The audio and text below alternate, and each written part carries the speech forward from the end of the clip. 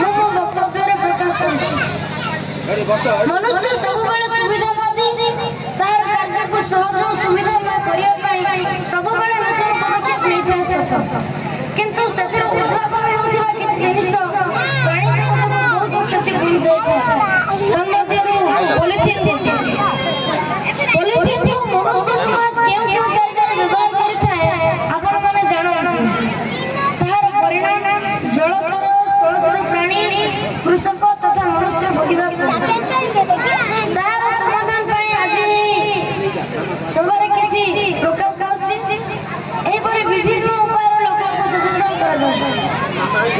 ବୈଜ୍ଞାନିକମାନେ କହୁଛନ୍ତି ଖଣ୍ଡିଆ ପଲିଥିନ୍ ମାଟିରେ ମିଶିବାକୁ 1000 ବର୍ଷରୁ ଅଧିକ ସମୟ ନେଇଥାଏ। ଏକ ପରିସଂଖ୍ୟାରୁ ଜଣାପଡୁଛି ଯେ ପ୍ରତ୍ୟେକ ବର୍ଷ ବିଭିନ୍ନ ପ୍ରକାର ପ୍ରାଣୀ ପଲିଥିନ୍ ଖାଇ ମୃତ୍ୟୁବରଣ କରୁଛନ୍ତି।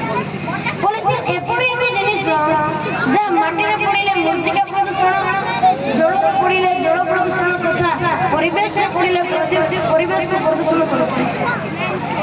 ଏହାକୁ ପୋତିବା ଦ୍ୱାରା ବର୍ଷା ଜଳ ଶୋଷଣରେ ବାଧାପ୍ରାପ୍ତ ହୋଇଥାଏ। ପଲିଥିନ୍କୁ ପୋଡ଼ିବା ଦ୍ୱାରା ସେଥିରେ ଯେଉଁ ବିଷାକ୍ତ ବାଷ୍ପ ବାହାରିଥାଏ ତାହା ମନୁଷ୍ୟ ଶରୀର ପାଇଁ ବିଶେଷ କ୍ଷତି ଘଟାଇଥାଏ। ତେଣୁ ଏହାକୁ ପୋତିବା ନାହିଁ କି ପୋଡ଼ିବା ନାହିଁ। ଆମର ପୂର୍ବପୁରୁଷମାନେ କାଗଜ ତିଆରି ଉପକରଣରେ, ସୂତାରେ ତିଆରି ମୁଣାରେ, ଗାମୁଛା ଇତ୍ୟାଦିର ଜିନିଷ ନେବା ଆଣିବା କରୁଥିଲେ। ଏହା ମୁଁ ଶୁଣିଛି। ତାକୁ ଛାଡ଼ି ଆଜି ଏହି ପଲିଥିନ୍ର ବ୍ୟବହାର ଯୋଗୁଁ କଣ ସବୁ କ୍ଷତି ହେଉଛି ପ୍ରାୟ ସମସ୍ତଙ୍କୁ ଜଣା। ତେଣୁ ପ୍ଲାଷ୍ଟିକ ବୋତଲ, କପ୍, ଠୋଲା ବଦଳରେ ଧାତବ ଜିନିଷ ବ୍ୟବହାର କରିବା ଭଲ। ସେଥିପାଇଁ 3ଟି R ରିଡ୍ୟୁସ୍, ରିୟୁଜ୍, ରିସାଇକେଲ କୁ ମନ୍ତ୍ର କରି ମାନିବା। ପ୍ରଥମ ମନ୍ତ୍ର ରିଡ୍ୟୁସ୍ ଅର୍ଥାତ୍ ପ୍ଲାଷ୍ଟିକର ବ୍ୟବହାରକୁ କମ୍ କରିବା। ରିୟୁଜ୍ ଅର୍ଥାତ୍ ପୁନଃ ବ୍ୟବହାର। ପ୍ଲାଷ୍ଟିକ ଜିନିଷ ଯେଉଁ ଆମ ପାଖରେ ଅଛି ତାକୁ ପୁନଃ ବ୍ୟବହାର କରିବା। ରିସାଇକେଲ ଅର୍ଥାତ୍ ପୁନଃ ଚକ୍ରଣ ଅର୍ଥାତ୍ ପ୍ଲାଷ୍ଟିକକୁ ତରଳାଇ ନୂତନ ଜିନିଷ ତିଆରି। ତେଣୁ ପ୍ଲାଷ୍ଟିକ ସାମଗ୍ରୀକୁ ଏଣେତେଣେ ନ ଫୋପାଡ଼ି ସାଇତି ରଖିବା ଓ ନିର୍ଦ୍ଦିଷ୍ଟ ଲୋକଙ୍କୁ ଦେବା। ଏଣୁ ମନୁଷ୍ୟ ସମାଜର ନିବେଦନ ପଲିଥିନ୍ ମୁକ୍ତ ନିମନ୍ତେ ବିଭିନ୍ନ ପ୍ରକାର ସଚେତନ କରାଯାଉଛି। ତନ୍ମଧ୍ୟରୁ ଏହା ଗୋଟିଏ ବାର୍ତ୍ତା ବା ପଦକ୍ଷେପ।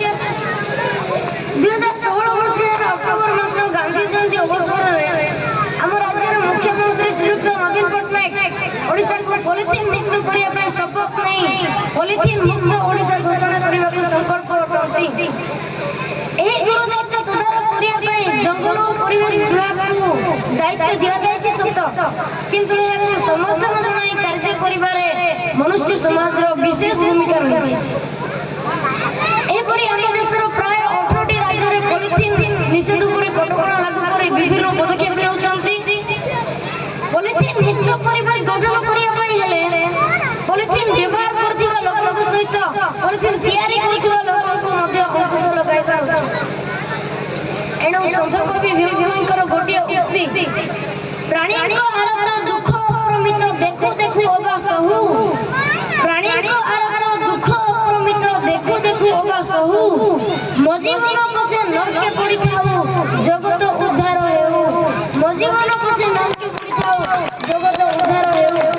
ଏଣୁ ଆଜିର ଅନୁଚିନ୍ତା ହେଉ, ପଲିଥିନ୍ ମୁକ୍ତ କରି ପ୍ରାଣୀ ଜଗତକୁ ବଞ୍ଚାଇ ରଖିବା କୃଷକର ଟେକ। ପଲିଥିନ୍ ମୁକ୍ତ କରି ପ୍ରାଣୀ ଜଗତକୁ ବଞ୍ଚାଇ ରଖିବା କୃଷକର ଟେକ।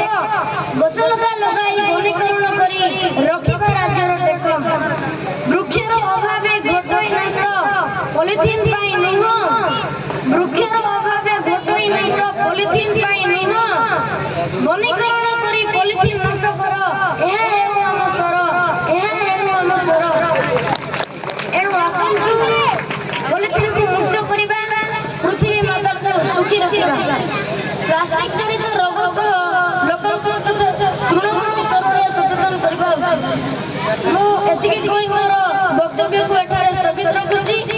ଆଶା କରୁଛି ଏହି ସବୁ ନିୟମକୁ ପାଳନ କଲେ ପଲିଥିନ୍ ମୁକ୍ତ ପରିବେଶ, ପଲିଥିନ୍ ମୁକ୍ତ ଓଡ଼ିଶା ତଥା ପଲିଥିନ୍ ମୁକ୍ତ ଭାରତ ଗଠନ ସମ୍ଭବ ହେବ। ବନ୍ଦେ ଉତ୍କଳ ଜନନୀ। ଭାରତ ମାତା କି, ଭାରତ ମାତା କି, ଭାରତ ମାତା কি। ধন্যবাদ, নমস্কার। ଧନ୍ୟବାଦ ଏହିପରି